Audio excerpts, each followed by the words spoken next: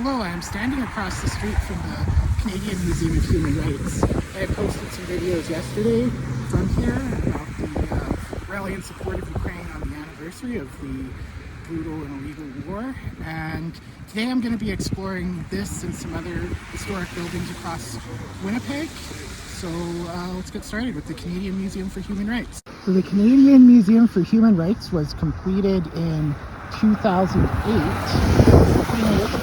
One of the cornerstones from the place in England where the Magna Carta was signed, which was the first time British royalty gave up some of their absolute power. It's an absolutely stunning building. It's 7 floors. There's a spiral at the top. There's a lot of displays. There's everything from the earliest forms of ancient human rights to the Magna Carta to women's rights, LGBTQ plus people.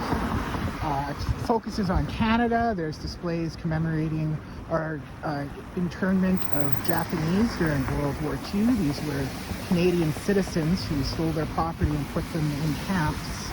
And Prime Minister Mulroney finally signed an official apology letter for that practice in the 1980s.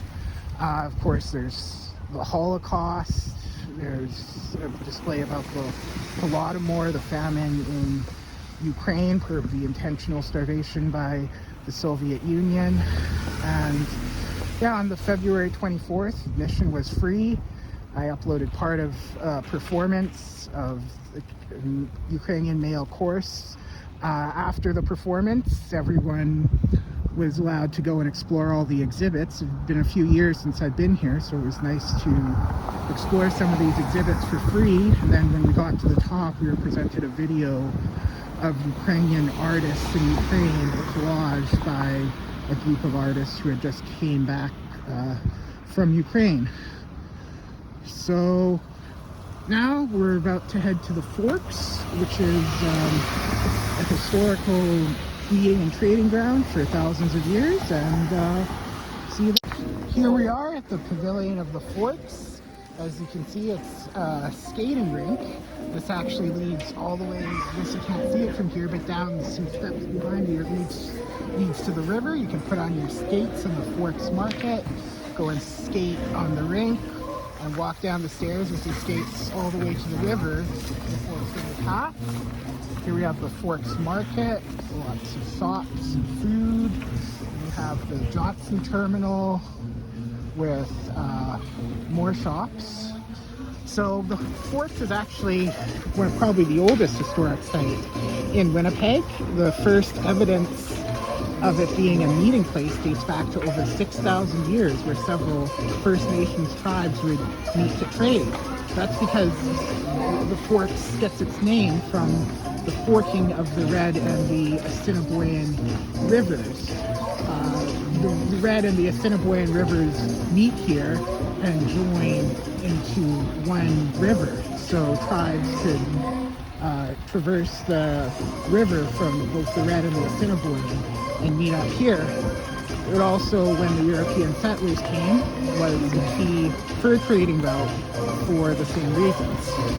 Down the steps behind the pavilion, we have a teepee here to pay homage to the original usage of the Forks, where the various First Nations tribes meet to trade. And it looks like they're continuing on a tradition. They're having storytelling with the First Nations elder. Behind us, you can see the river skating park, people walking up and down. There are usually docks here. That's a lighthouse. When it's summer, people have their boats docked here. And now I'm going to continue walking along the Forks path. This is the Forks River Trail. It stretches 6 kilometers. It's a popular attraction every winter for the last many years here in Winnipeg. You can see there's a lot of people skating.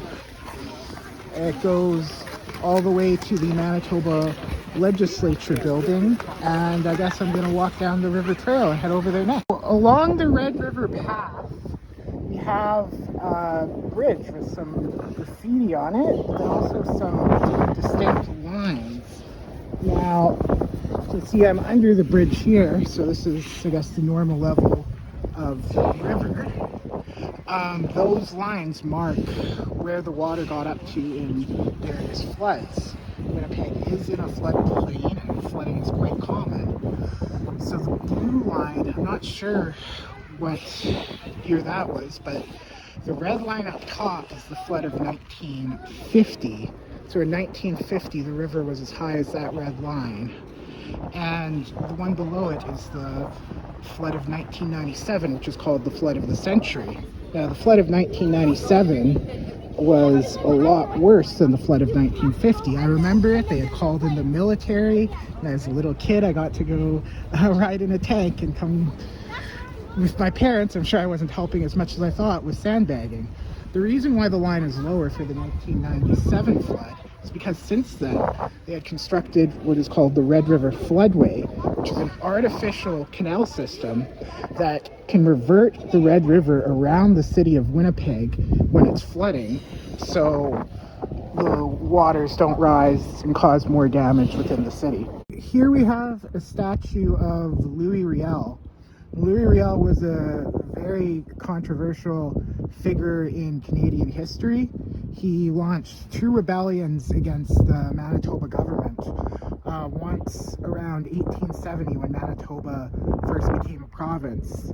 He was concerned that the English-speaking people weren't respecting the rights of Francophones and the Métis people who lived in what was then called the Northwest Territories and was about to enter Canada as a new province of Manitoba. He launched a rebellion to win certain rights for those groups, and he then fled to the United States, where he was later elected to our parliament, but he remained in exile in the United States.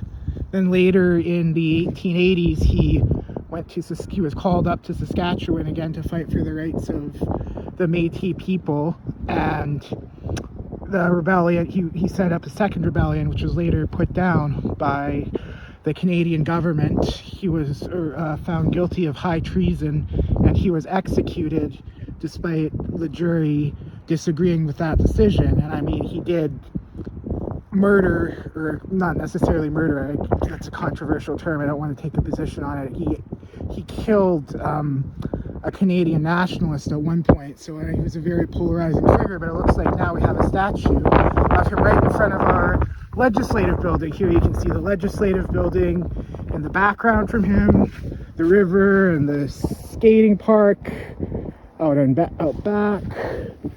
And if we look in, this is from the back of our legislature. The front is on Broadway Avenue. You can see the Golden Boy up there.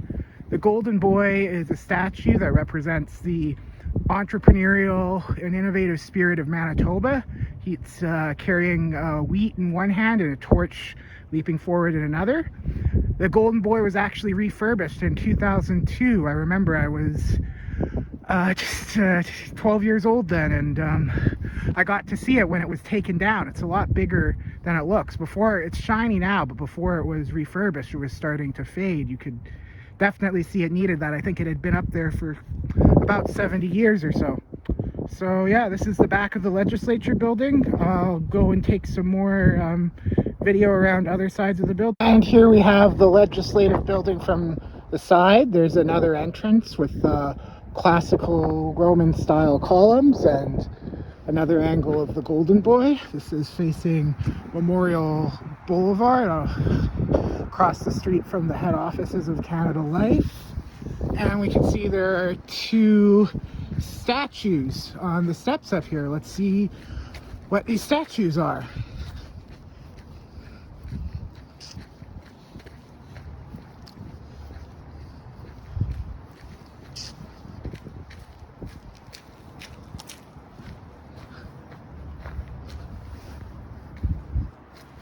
So we have Wolfe, Major General James Wolfe, 1727 to 1759.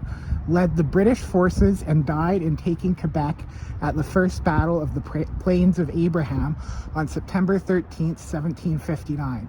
Effective rule over Canada from France was thus ended, and the secession of Canada to Great Britain was completed in 1763.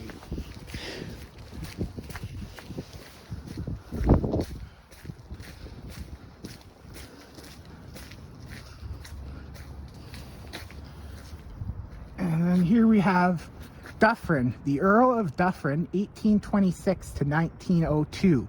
General of Canada from 1872 to 1878. The first vice-regal representative to visit Manitoba. In an address at Winnipeg City Hall in 1877, he referred to Manitoba as the keystone of that mighty arc of sister provinces, which spans Canada from the Atlantic to the Pacific. From this phrase has developed the term Manitoba, the Keystone Province. Interesting. So they have statues of two different military figures here on the side of the legislative building.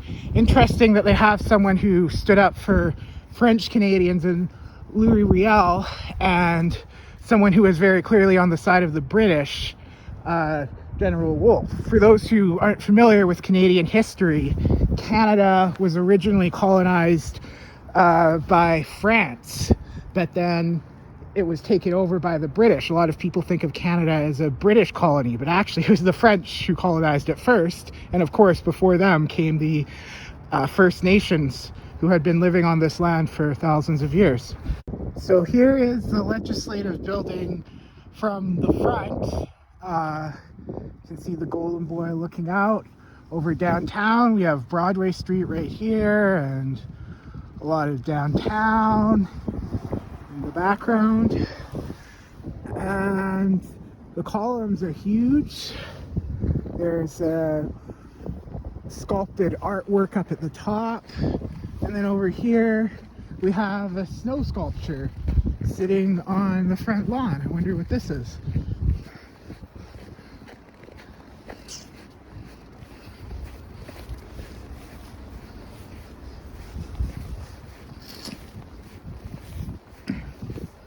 Huh. It's an interesting piece of art. Yeah, there's a festival. It's probably over by now. I never even paid attention to it this year. It's called Festival de Voyageurs that we have every year in Winnipeg, where they have fantastic ice sculptures. It's interesting to think that someone makes such a beautiful piece of art just for it to melt away in the spring. But I guess that's the beauty of it. Take it in while it lasts. Here we have the Fort Garry Hotel. It's a rather luxurious hotel. It was built or completed in 1913 by Pacific Railway. It's one of a series of railway hotels, which are luxury hotels that are built in many cities across Canada and that area. They were built to accommodate the well-off rail travelers who are traveling across the country. And as you can see, it's it's about a block away from the Via rail station. So it's right next to the train station. So let's go check out the Via Rail. This is a closer look at the Via Rail station. So it's actually called Union Station. It was completed in 1911. At the time, it was thought that Winnipeg was going to be one of the major cities. It was a major transportation hub for people and equipment. And it was designed by the same architect that designed the Grand Central Station in New York City. Here is the lobby of Union Station. Some really nice old architecture in here. This is the last remaining wall of what used to be Upper Fort Garry. Now, Upper Fort Garry, this is actually the second construction of it. The first one was built in 1810 and was destroyed by flooding. This version, this tiny bit of wall here, all that remains, was completed in 1836. The fort served as mainly an administrative post for the Hudson's Bay Company. In the early days of before it was Winnipeg, it was just the Red River colony. It was mainly used as a fur trading outpost. There is also Lower Fort Garry, which is further down the river. It's outside Winnipeg, and it still remains. There's a lot more left of it, and it's an active historical site. You can go and there will be actors there reenacting the period. This is all that's left of Upper Fort Garry. The Lower Fort Garry was mainly used for trading of furs. The Upper Fort Garry was mainly for administrative purposes within the Hudson's Bay Company. And you can see there's a plaque around here.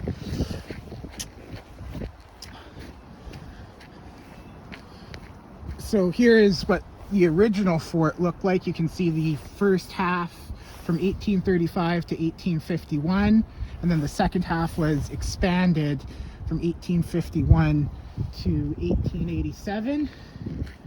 And this fort recently, I think like around 2016 or so, they've turned it into a whole renovative park. You can see a lot of snow sculptures, a wall with moving light. This whole park area here is relatively new, and in the background you can see Fort Garry Place. That's a building with 3 towers. It's actually a relatively new building, even though it's built in classic style. I believe it was completed around 1990.